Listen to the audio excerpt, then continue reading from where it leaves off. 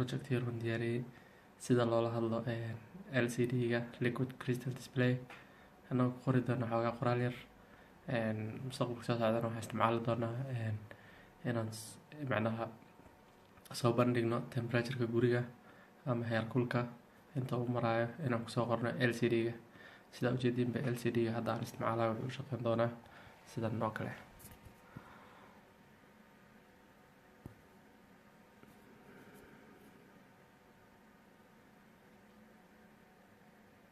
sidaa ujeediin hadda waxay soo bandhigaysaa hello daacad iyo awesome.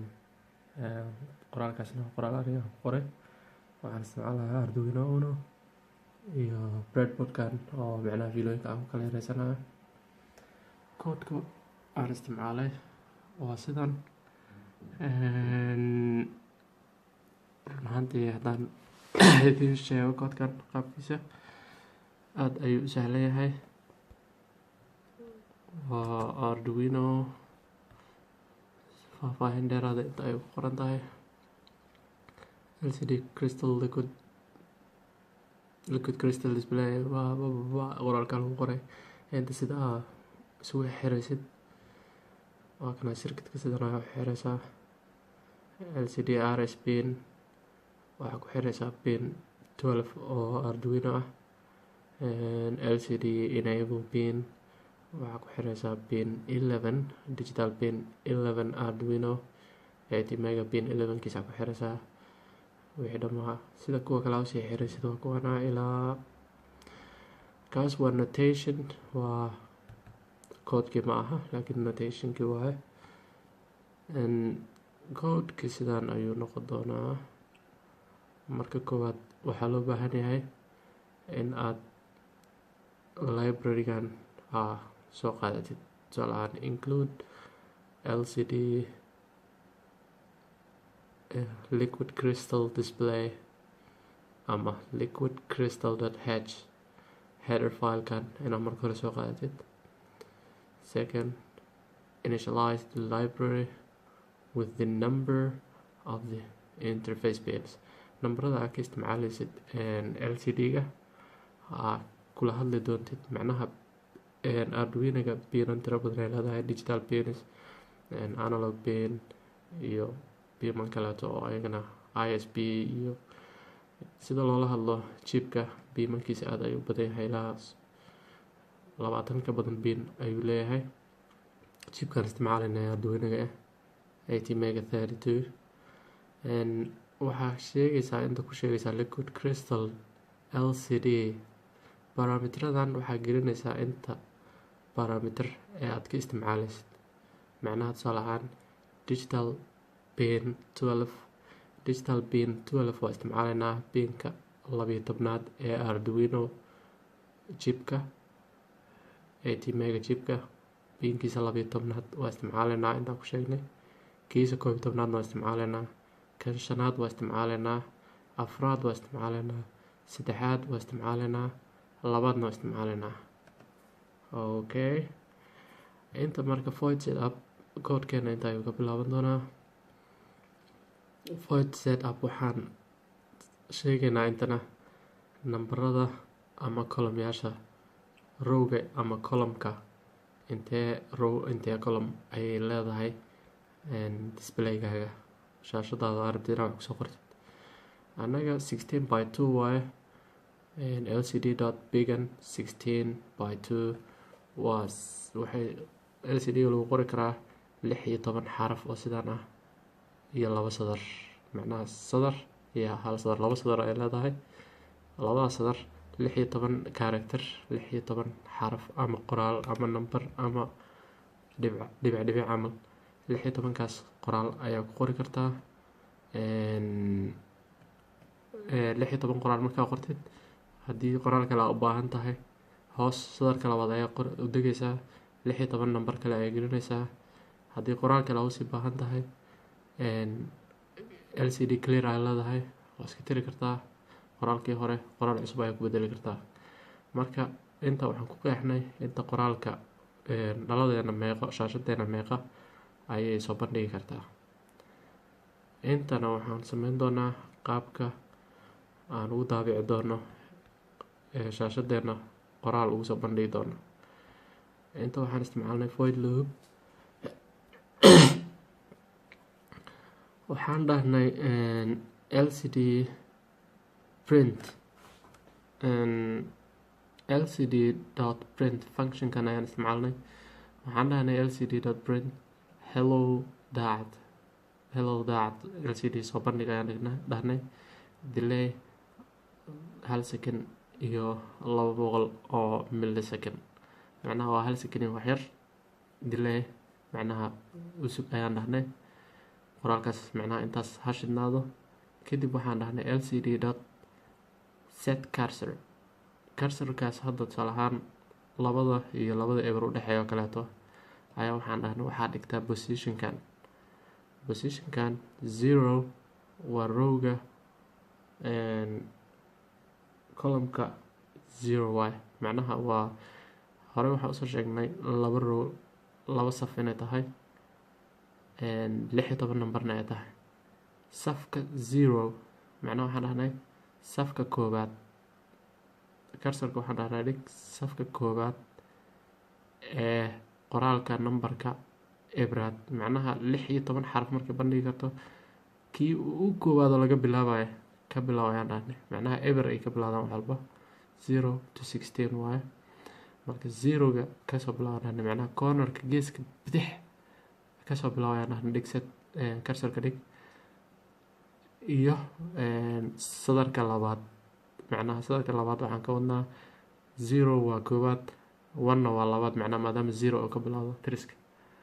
okay, kadib waxaan dhahnay lcd print waxaa daabacdaa you are awesome, macnaha you are awesome daabac. kadibna waxaan dhahnay delay waxaad u sugtaa 2 second, macnaha tan 2000 waxaa loola jeedaa inta millisecond waaye. marka 2000 oo millisecond waa 2 second divide by 1000 waaye. marka haddana waxaan dhahnay lcd.clear shaashada nadiifi, macnaha tirtir. kadib waxaan dhahnay delay 500 millisecond half second sug ayaan dhahnay, macnaha nus daqiiqo. kan sadarkan muhiim ma ahan, kuma jiro, waa commented. kadib waxaan dhahnay sidaas ayaan dhahnay.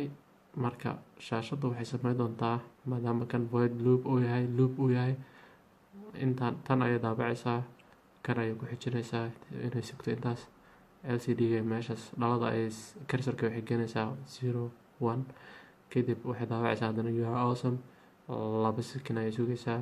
shaashada ayay tirtiraysaa nus second ayay sugaysaa. kadib haddana sheekada ayay soo bilaabaysaa. maanta dhan sidaas ayay isaga daba soconaysaa inta ay imaanaysaa. inta ayay kasoo bilaabaysaa kan ayay ku xijinaysaa kan haddana way kusoo laabanay. macnaha loop waa loop, macnaheedu waxaa laga wadaa wax isku soo laalaabanaya. macnaha maanta dhan jiiro baawur, macnaha goolad ku dhex jira roundabout oo kaleeto oo maanta dhan roundabout kusoo warwareegaya, sidaas oo kaleeto ayay u wareegaysaa. macnaha sidaas ayay macnaha aan maanta kusoo gabagabeyneynaa projectigan yarkaa tutorialkan. waxaa ka heli kartaa Arduino softwareka. waxaan isticmaalayaa Arduino display 1.6.10 waa saacadan maanta aan idin hadlayo versionka ugu dambeeya ee Arduino. intaas ayaan rajeynayaa inaan kusoo gabagabeeyo videogan. waan ku dheeraaday xoogaa, laakiin wixii faahfaahin waxaa ka heli kartaan arduino.cc/english tutorials liquid crystal display. qofkii rabo ingiriis ahaan. soomaali ahaana waxaan rajeynayaa waxyaabihi aad fahmi weysaan in ay soo weydiisaan. xoogaa waan ku cusbahay qaabkan tutorialka youtube-ka wax loo soo geliyo. wixii faahfaahina ama wixii macnaha saacidaada ugu saacidi kartiin, ama qaabkii wanaagsan oo loo soo gelin karo, qaabkii sharaxaadeeda aan u sharxi karo oo habboon oo qof kasta uu fahmi karo, inaad iga caawisaan ood ii sheegtiin ayaan rajeynayaa, sababtoo adinka ayaa feedbackiina shaqeeya. marka waxaan rajeynayaa in aan intaan ku waxayn doono dhalada, shaashadda iyo qaabka aa isugu xirxiraysiin. waxaan rajeynayaa inaan inta idinka tuso, macnaha hadda idinma tusi karo laakiin iskamaariga waxaan idin ballan qaadayaa inaan idin soo bandhigo. inkasta oo fiilooyinka qaar badan aan isticmaalin ayaa ku jiro sida kuwan, weli ma isticmaalin. projectka ayaan ku isticmaali doonaa. hadda waxaan isticmaalayaa 4-bit, laakiin 8-bit markaan isticmaalayo 4 fiilo kale waan isticmaali doonaa. 4 fiilo waxay ka imaatay waa kuwan biimankan ayaan isticmaalin 4 biin. waxaan u isticmaalinaa inaan save garaysto Arduino-ga biimankan kaleeto si aan ugu isticmaalo temperature-ka cabirkiisa, haddii aan waxyaabo kale xukumayo servo kaleeto ama stepper motor oo kale hadaan isticmaalayo biimankan in aan save garaysto macnaha, oo aanan wax dhan shaashadan keliya ku xirin. laakiin sidaan xoogaa waa qaab waa lagu isticmaalaa, laakiin xoogaa yar waa laga dheereeyaa slow waa hadda. laakiin haddaan 8 isticmaalno 8-bit very fast waay. laakiin aniga ma u baahnayn fast sababtoo ah anaa hadda delay isticmaalayo oo daadaahinayo. laakiin projectkeena intaas ayaan kusoo gabagabeynaynaa. haddii aan kuwana idiin sheego, waa potentiometer waaye, waa resistor oo la cabiri karo inta uu yahay. mid waxaan u isticmaalay inaan shaashadda ka kontrolo, tusaale ahaan shaashadda iftiinkeeda. kan oo kaleeto shaashadda iftiinkeeda ayaan ka maamuli karaa. marka mugdigeeda haddaan rabo mugdi ayaan ka dhigayaa dark. shaashadda iftiinkeeda leerkeeda ayaan ka badin karaa, waa ka gaabi karaa. kaasaas ay shaqadiisa tahay. kan isaga waa qoraalka, intee mugdi hartaa hadda ebraan ka dhigay daciif ayaa usoo shidi doonaa si tartiib ah. xoogaa khadda daciif waaye, markaas full waaye. macnaha isagana waxaa lagu talagalay qoraalka in laga adjust gareeyo, macnaha intee iftiinkiisa rabtaa inuu qoraalkaada si fiican u bandhigmo iyo intee rabtaa inuu mugdi ahaado. projectkan intaas ayaan kusoo gabagabeynayaa. waxaan rajeynayaa inaad adinkana sameysaan barnaamijyadan oo kale, aadna nala sheer garaysaan. run ahaantii waxaan aad u rajeyn lahaa inaan helo dhalinyaro badan oo Soomaaliyeed oo iyagana isku daya qaabkan oo kaleeto ama horumarka afkooda hooyo iyo luuqadooda hooyo macnaha kusoo gelay YouTube-ka. in badan ayaan raadiyey. run ahaantii aad ayaan ugu yarnahay xagga horumarka iyo waxbarashada iyo la wadaagista walaalahaada iyo ka faa'iideysiga internetka. run ahaantii intaan aan hadda sameeyey ma ahan in aan iskool ka bartay. iskool koronto waan dhigtaa dabcan, laakiin iskoolka si fiican wax layskuma baro. of course waa laisku baraa, laakiin somehow hobby ayay ii tahay, waan xiiseeyaa. intaan hadda netka ayaan ka bartay YouTube-ka. Arduino-gan raqiis waa $5 camal ugu badnaan, tan $2 bar ama $3 eBay ka joogtaa. waxaan oo dhan hadda $10 camal ay ku kacayaan. fahamkiisa kan ayadoo aad loo sharaxay luqadda Ingiriiska ay YouTube ku jirtaa. haddii kalena insha Allah mar anaa si fiican u sharaxi doona kan. kan isticmaalkiisa mar walba waxaa isticmaali doontaa data sheet-ka, warqadiisa la socota ama netka ayaa gelaysaa. tusaale ahaan 16:2C series ay leedahay LCD liquid crystal display. ayaga ayaa ku sharaxi doona. ama data sheet-ka muhiim waa xagga voltage-ka 5 volt si ma isticmaalaysa ama ka badan data sheet-ka ku qoran tahay. pinkee ground ah dhulka lagu xiraaya, macnaha negative ah. pinkee positive ah oo pluska lagu xiraaya. kee labadan lagu xiraaya potentiometer-ka. waxaas dhan LCD-ga ayay ku qoran tahay. Arduino-ga kaliya waxaa muhiim ah inaad fahanteed isagana. marka hore ood ku cusub tahay xoogaa waxaad ku dhedheeli kartaa ama aad isku dayi kartaa inaad wax ka bedeshid qaabka printing-kan oo kaleeto. qoraalkan ayaa bedeli kartaa, wax kale ayaa ku qori kartaa. waxaad isku dayi kartaa inaad fahantid muhiimadda koowaad maxaa loo baahan yahay. horta LCD markaad isticmaalaysid waa inaa LCD كان soo isticmaashid liquid crystal display liquid crystal .h liquid crystal .h wuxuu sameynayaa heerarkan wuxuu sameeyaa meeshii aad adiga ahaan lahayd inaad koodkaada dhan qortid tusaale ahaan intoo kaleeto kan oo kaleeto AVR waaye weli hadda qoraalkan ila sharaxaya isku dayi doonaa laakiin weli asagana ma qaabin kan .h waaba kanaawa inta ku diyaarsaya header fileka lagu sheegayo include avr io.h iska dhaafkaas header fileka lagu sheego waa sidan oo kaleeto divine lcd d7 lcd waa data bin 7 oo lcd-ga data bin 7 waa bimankan mid kamid ah data bin 7